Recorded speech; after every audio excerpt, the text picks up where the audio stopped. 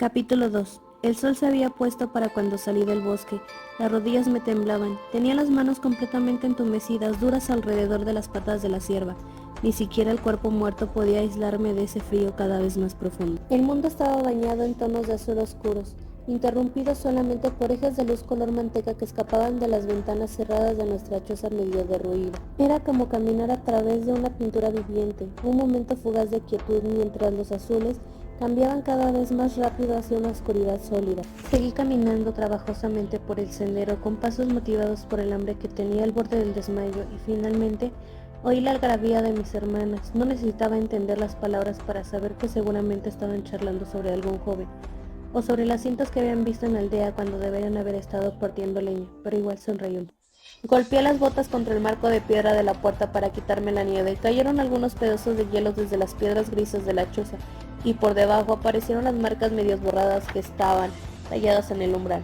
Una vez mi padre había convencido a un charlatán ambulante para que aceptara tallar unos dibujos contra el mal que eran capaces de hacernos los inmortales a cambio de una de sus esculturas de madera.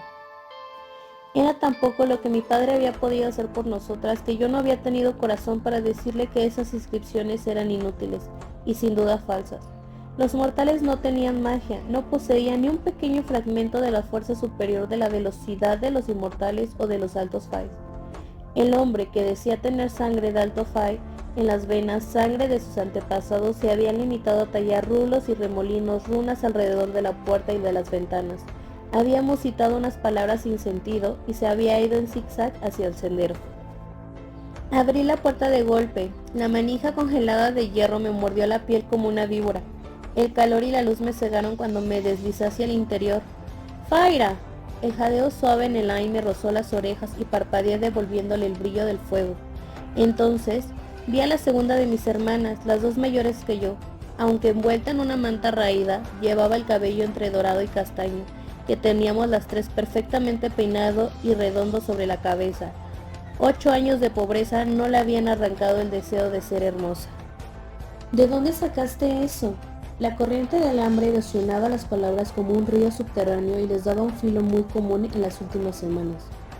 No mencionó la sangre que me cubría el cuerpo. Yo había dejado de esperar hacía ya mucho que algunas de ellas notaran realmente que venía de los bosques todas las tardes. Por lo menos hasta que tuvieran hambre de nuevo, pero claro, mi madre no les había hecho jurar nada cuando estaba de pie junto a su lecho de muerte. Tomé aire para calmarme mientras bajaba la cierva del hombro. La cierva golpeó la mesa de madera con un ruido fuerte. Una taza de cerámica tembló en el otro extremo. ¿De dónde crees que la pude haber sacado? Yo tenía la voz ronca. Las palabras me ardieron una tras otra cuando me salieron de los labios. Mi padre y Nesta seguían calentándose las manos en silencio junto a la hoguera. Como siempre, mi hermana mayor lo ignoraba cuidadosamente. Separé el cuero de lobo del cuerpo de la cierva y después de sacarme las botas y ponerla junto a la puerta, me volví hacia Elaine. Los ojos marrones de ella, exactamente iguales a los de mi padre, seguían fijos en la cierva. ¿Te va a llevar mucho tiempo limpiarla? Yo lo haría, claro, no ella, no los demás. Nunca había visto las manos de ellas dos sucias de sangre y pelo. Hasta había aprendido a preparar y a carnear mis presas siguiendo las instrucciones de otro. Elaine se apoyó la mano contra el vientre, probablemente tan vacío y adolorido como el mío. No era que Elaine fuera cruel, no como Nesta, que había nacido con una mueca burlona en la cara. No, era que a veces Elaine parecía que no entendía. No era maldad lo que le impidía ofrecerse a ayudar. Era algo más simple. No se le ocurría que tal vez fuera necesario que tuviera que ensuciarse las manos. Todavía no estaba segura de si ella realmente no entendía que éramos pobres de verdad, o si se negaba a aceptarlo. Eso no me había impedido usar el poco dinero que tenía para comprarle semillas para el jardín de flores que ella cultivaba en los meses más tibios. Y no le había impedido a ella comprarme 3 latitas de pintura, rojo, amarillo y azul, durante el mismo verano que yo había conseguido comprarme la flecha de madera de fresno. Era el único regalo que me había hecho Elaine, y las marcas seguían ahí, en nuestra casa, aunque la pintura ya se estuviera cuarteando y desvaneciendo. Pequeñas enredaderas y flores a lo largo de las ventanas y los umbrales y en bordes de las casas, rulos de fuegos en las piedras que rodeaban el hogar. Ese verano fértil apenas tenía un minuto libre. Decoraba nuestra casa con colores, a veces escondía dibujos delicados dentro de los cajones, detrás de las cortinas roídas, por debajo de las sillas y la mesa. No habíamos vuelto a tener un verano así. Feira, retumbó desde el fuego el rumor profundo de la voz de mi padre. La barba oscura estaba bien cortada, la cara impecable como la de mis hermanas. ¡Qué suerte tuviste hoy! ¡Qué abundancia nos trajiste! Junto a mi padre, Nesta resopló con desprecio. No era ninguna sorpresa. Cualquier tipo de halago dirigido a cualquier persona, yo, Elaine, otros aldeanos, le provocaba un gesto de desprecio y ridiculizaba cualquier palabra que dijera papá. Yo me enderecé, estaba demasiado cansada para estar de pie, pero apoyé una mano en la mesa junto a la sierva mientras miraba a Nesta. De todos nosotros, ella era la que había sufrido más la pérdida de nuestra fortuna. Había sentido un gran resentimiento contra papá desde el momento en que dejamos la finca, incluso después de ese día espantoso en que uno de los acreedores vino a mostrarnos lo enojado que estaba por la pérdida de su inversión. Pero por lo menos Nesta no nos llenaba la cabeza con charlas inútiles sobre recuperar nuestra riqueza como papá. Ella se limitaba a gastar el dinero que yo no escondía y raramente se preocupaba por reconocer la presencia de los pasos rengos de papá. Había días en los que yo no sabía cuál de nosotros estaba más amargado, cuál era el más desdichado de todos. Comamos la mitad de la carne esta semana, dije con los ojos sobre la sierva. El cuerpo ocupaba toda la mesa dispareja que nos servía como área de comida, de trabajo y de cocina. La otra mitad la secamos. Seguí diciendo, aunque sabía que lo dijera como lo dijese, sería yo la que haría la mayor parte del trabajo. Y mañana voy al mercado a ver cuánto puedo sacar por las pieles. Terminé la frase más para mí misma que para ellas. De todos modos, nadie se molestó en demostrar que me habían oído. La pierna arruinada de mi padre estaba estirada frente a él, bien cerca del fuego. El frío y la lluvia y los cambios de temperatura hacían que le dolieran más las terribles heridas retorcidas que tenía en la rodilla. Había apoyado el simple bastón de madera tallado contra la silla. Lo había hecho él mismo, aunque muchas veces Nesta lo tomaba y lo dejaba fuera de su alcance. Podría conseguir trabajo si no estuviera tan avergonzado de sí mismo, decía Nesta cuando yo me enfurecía por eso. Ella lo odiaba por la herida, también por no haber peleado cuando el acreedor y sus matones entraron en la choza y le golpearon la rodilla una y otra vez. Nesta y Elaine se habían refugiado en el dormitorio y levantado una barricada contra la puerta. Yo me había quedado y había suplicado y llorado con cada grito de mi padre, con cada crujido de sus huesos. Me había hecho encima y después había vomitado en las piedras frente al hogar. Solamente entonces se fueron. Nunca volvimos a verlos. Habíamos usado una gran parte del dinero que quedaba para pagar al curador. A mi padre le habían llevado 6 meses caminar, 1 año para poder andar 1 kilómetro. Las monedas que traía cuando alguien se apiadaba de él, lo suficiente para comprar lo que tallaba en madera, no alcanzaban para darnos de comer. Hacía 5 años cuando el dinero desapareció por completo y mi padre siguió sin poder ni querer moverse. Él había aceptado que yo fuera a cazar al bosque cuando dije que lo haría. No se había molestado en ponerse de pie desde su asiento junto al fuego, ni siquiera se había molestado en levantar la vista de la madera que estaba tallando. Me dejó irme a los bosques letales, llenos de fantasmas, los bosques que temían hasta los cazadores más curtidos. Ahora, en cambio, era un poco más consciente y a veces me ofrecía señales de gratitud. A veces caminaba muy lentamente hasta la aldea para vender sus tallas. No siempre, no demasiado. Me encantaría una capa nueva, dijo Elaine, por fin con un suspiro, en el mismo momento en que Nesta se levantaba y decía, necesito un nuevo par de botas. Yo me quedé callada, sabía que no tenía que meterme en esas discusiones, pero miré el par de botas todavía brillantes de Nesta junto a la puerta. A diferencia de esas, las mías, demasiadas chicas para mí, se abrían en las costuras y apenas se sostenían con los lazos muy gastados. Pero yo me estoy congelando con esta capa raída, rogó Elaine. Me voy a morir congelada. Fijó los ojos en mí y agregó, por favor, Feira. Dijo las 2 sílabas de mi nombre, Feira, en el gemido más horrendo que yo hubiera tenido que tolerar jamás. Y Nesta chasqueó la lengua 2 veces antes de ordenarle que se callara. Dejé de oírlas cuando empezaron a discutir sobre quién se quedaría con el dinero de los cueros al día siguiente, y de pronto descubrí a mi padre de pie frente a la mesa, una mano apoyada para sostenerse, mientras inspeccionaba a la sierva. Después puso su atención en el cuero del lobo gigante. Los dedos todavía suaves, eran los dedos de un caballero. Dieron la vuelta al cuero y trazaron una línea sobre la piel ensangrentada. Yo me puse tensa. Esos ojos oscuros se volvieron hacia mí. ¿De dónde sacaste eso, Feira?, murmuró. Su boca era una línea tensa. Del mismo lugar que encontré la sierva, contesté con la misma calma. Las palabras frías, filosas.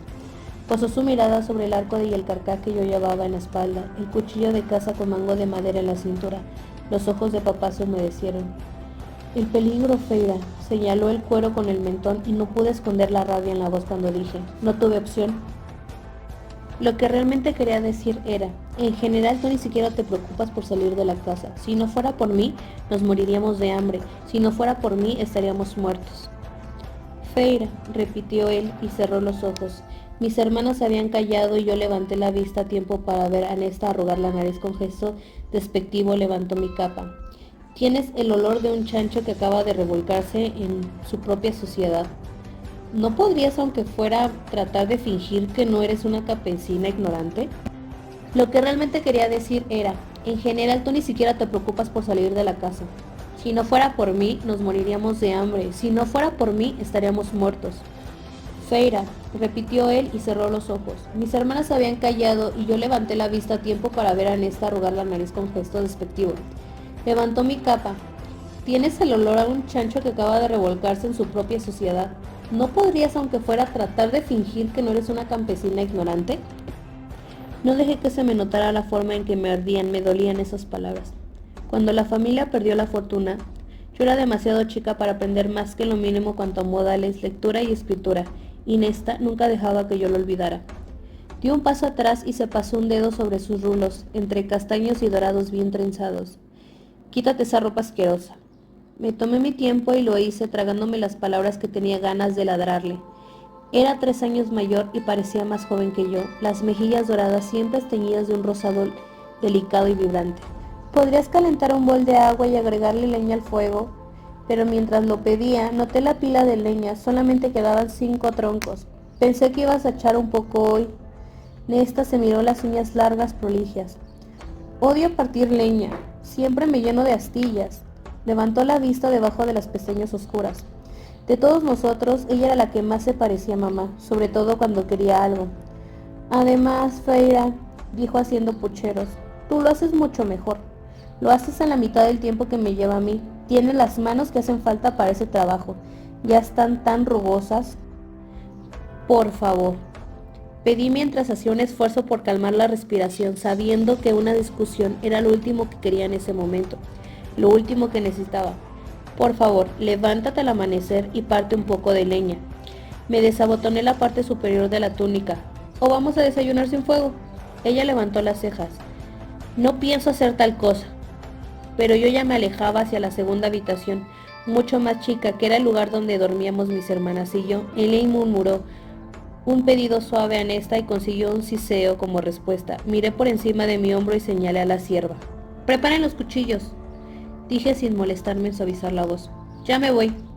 No esperé respuesta y cerré la puerta detrás de mí. La habitación era lo suficientemente grande como para contener una cómoda desvencijada y la enorme cama de madera dura en la que dormíamos las tres. Era lo único que quedaba de nuestra antigua riqueza, y había sido un regalo de bodas encargado por mi padre para mi madre. Era la cama en la que habíamos nacido y en la cama en la que había muerto mi madre. Yo había pintado muchas cosas en esa casa en años, pero nunca había tocado la cama. Colgué la ropa en la cómoda. Fruncí el entrecejo frente a las violetas y las rosas que había pintado en las manijas del cajón de Elaine. Las llamas furiosas en el de Nesta y el cielo nocturno, remolinos de estrellas amarillas porque no había conseguido pintura blanca en el mío. Lo había hecho para darle brillo a una habitación oscura. Ellas nunca habían dicho nada al respecto, no sé por qué yo esperaba que lo hicieran. Sollocé y tuve que hacer un esfuerzo para no dejarme caer sobre la cama. Cenemos hierba asado esta noche, aunque yo sabía que no serviría de nada. No hablé cuando todos nos servimos una segunda pequeña porción, antes de que yo declarara que ya era suficiente. Me pasaría el día siguiente preparando lo que quedaba de las partes comestibles de la cierva para el consumo y después dedicaría algunas horas a limpiar bien los cueros antes de llevarlos al mercado. Conocí a algunos vendedores que tal vez estuvieran interesados, aunque ninguno iba a darme el precio que yo pretendía. Pero dinero era dinero, y no tenía tiempo ni fondos suficientes para viajar hasta el primer pueblo grande y buscar una oferta mejor. Chupé bien el tenedor y saboreé lo que quedaba de la grasa alrededor del metal. Se me resbaló la lengua sobre los dientes torcidos. El tenedor era parte del botín miserable que había salvado mi padre de las habitaciones de los sirvientes, mientras los acreedores saqueaban la finca. Mi madre, imperiosa y fría con sus hijas, alegre y deslumbrante con sus pares que frecuentaban su propiedad, amorosa con mi padre, la única persona que realmente amaba y respetaba. Le encantaban las fiestas, tanto que no tenía tiempo para hacer nada conmigo, excepto pensar si en el futuro mis habilidades crecientes para dibujar y pintar me asegurarían un esposo. Si hubiera vivido lo suficiente para ver cómo se destruía nuestra riqueza, habría quedado destrozada. Más todavía que mi padre. Tal vez había sido una suerte para ella morir cuando lo hizo, aunque no fuera más que por el hecho de que ahora teníamos más comida.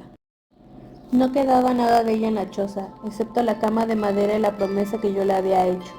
Cada vez que miraba hacia algún horizonte, cada vez que me preguntaba si no era mejor seguir caminando y no mirar atrás, oí la promesa que le había hecho hacía 11 años, cuando ella se iba desvaneciendo en su lecho de muerte. No se separen y cuídalos. Yo había dicho que sí, era demasiado joven para preguntar por qué ella no les había pedido a eso de mis hermanas mayores, por qué no se lo había pedido a mi padre, se lo había jurado, y después ella había muerto, y en nuestro miserable mundo humano, sosteniendo solamente por la promesa de Altos Fai, que tenía yo 5 siglos, en nuestro mundo se habían olvidado los nombres de nuestros dioses. Una promesa era ley, una promesa era dinero, una promesa era una obligación. Había veces en que odiaba a mi madre por hacerme prometer eso. Tal vez en el delirio de la fiebre no había sabido lo que me pedía, o tal vez la cercanía de la muerte le había dado alguna claridad sobre la verdadera naturaleza de sus hijas y su marido. Apoyé el tenedor y miré las llamas de nuestra pequeña hoguera que brillaban sobre los troncos que quedaban. Estiré las piernas adoloridas debajo de la mesa. Me volví hacia mis hermanas, como siempre.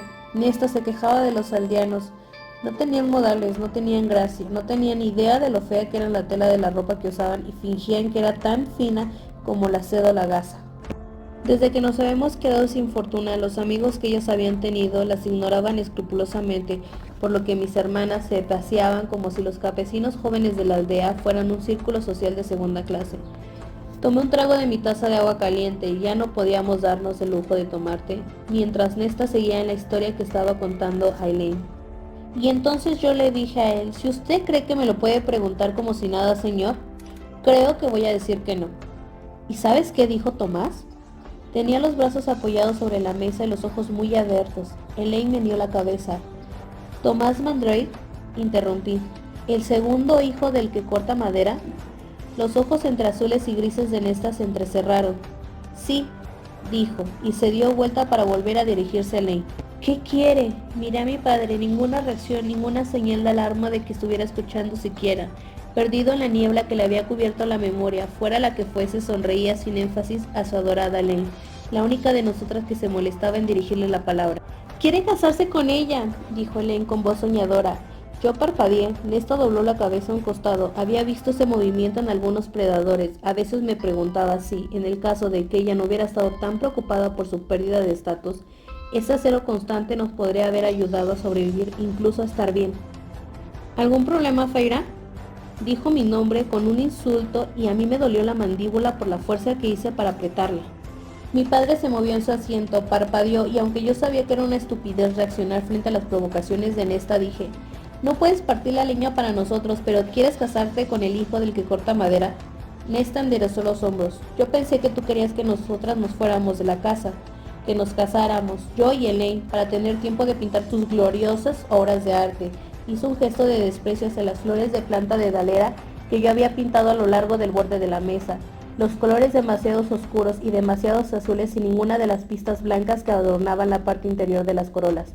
Pero bueno, aunque me torturara no tenía pintura blanca.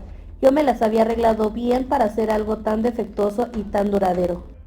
Me reprimí las ganas de cubrir la pintura con la mano, tal vez mañana la sacara de la mesa raspándola.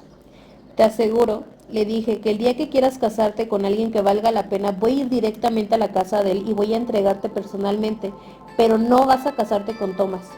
La nariz de Nesta tembló susceptiblemente. No hay nada que puedas hacer para impedirlo.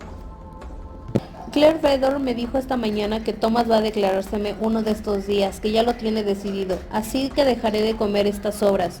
Y agregó con una sonrisa, por lo menos yo no tengo que recurrir a revolcarme en el heno con Isahel como un animal. Mi padre dejó escapar una tos avergonzada y miró su jergón junto al fuego. Ya fuera por miedo o por sentimiento de culpa, él nunca había dicho ni una palabra contra Nesta, y aparentemente no pensaba empezar ahora, aunque fuera la primera vez que oía hablar de Isaac. Apoyé las palmas de mis manos sobre la mesa mientras la miraba fijamente. Elaine sacó la mano del lugar donde la había apoyado, cerca de las mías, como si el polvo y la sangre que había debajo de las uñas pudiera saltar hacia su piel de porcelana. La familia de Thomas apenas si está mejor que la nuestra. dije tratando de no gruñir. Serías otra boca que alimentar nada más. Si él no se da cuenta de eso, sus padres sí. Pero Thomas se daba cuenta, ya nos habíamos encontrado en los bosques. Yo ya había visto el brillo de hambre desesperada en sus ojos cuando él me vio mirando a un grupo de conejos.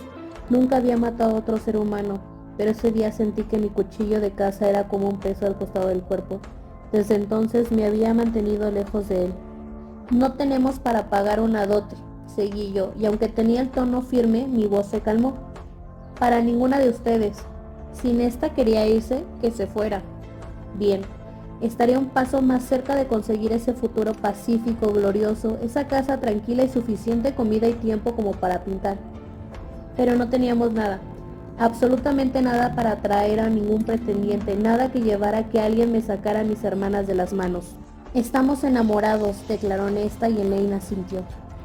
Casi solté una carcajada. ¿Cuándo había pasado ella de llorar a los aristócratas a poner ojos de cordero degollado por un campesino?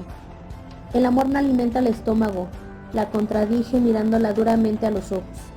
Como si yo lo hubiera golpeado, Nessa saltó del asiento. Estás celosa, es eso. Oí decir por ahí que Isaac se va a casar con una chica de la aldea del Campo Verde por una buena dote. Yo también había oído eso. Isaac había estado hablando del tema en nuestro último encuentro. ¿Celosa? Dije despacio, cavando bien profundo mi furia para esconderla. No tenemos nada que ofrecerles, ni dote, ni ganado, nada. Tal vez Thomas quiera casarse contigo, pero para él, tú eres una carga. ¿Qué sabes tú? Jadeó Nesta. Tú eres una bestia medio salvaje y tienes el descaro de ladrar órdenes a los demás todo el día y toda la noche. Sigue así y un día, Feira, no vas a tener a nadie que te recuerde, a nadie le va a importar que hayas existido. Se fue furiosa y Elaine salió corriendo tras ella, llamándole para ofrecerle su apoyo, su consuelo. Cerraron la puerta del dormitorio con tanta fuerza que los platos temblaron. Había oído esas palabras antes y sabía que ella las repetía solamente porque yo me había empequeñecido la primera vez que las escupió. De todos modos me seguían doliendo. Tomé un largo trago de la taza de cascada. El banco de madera de mi padre crujió cuando él se movió. Tomé otro trago y dije, deberías de tratar de hablar con ella. Él examinaba una marca de carbón sobre la mesa. ¿Qué voy a decirle si es amor? No puede ser amor. No de parte de él, no con esa familia horrible. Ya vi cómo actúa él en la aldea. Hay una sola cosa que quiere de Nesta y no es humano en Matrix. Necesitamos esperanza, tanto como necesitamos pan y carne, interrumpió él, con los ojos claros durante un momento extraño. Necesitamos esperanza para seguir adelante, así que por favor déjale a tu hermana su esperanza. Feira, deja que se imagine una vida mejor, un mundo mejor. Me puse de pie, los dedos apretados en puños, pero no había dónde ir en nuestra choza de 2 habitaciones. Miré la pintura de flores de ladera decoloradas que yo había pintado en el borde de la mesa. Las flores más cercanas al exterior estaban encascadas y desvaídas. El fragmento más bajo del tallo completamente borrado. En unos años habría desaparecido. No habría ninguna marca, nada que indicara que alguna vez hubiera estado ahí. Que yo hubiera estado ahí. Cuando levanté la vista hacia mi padre, mi mirada era dura. Eso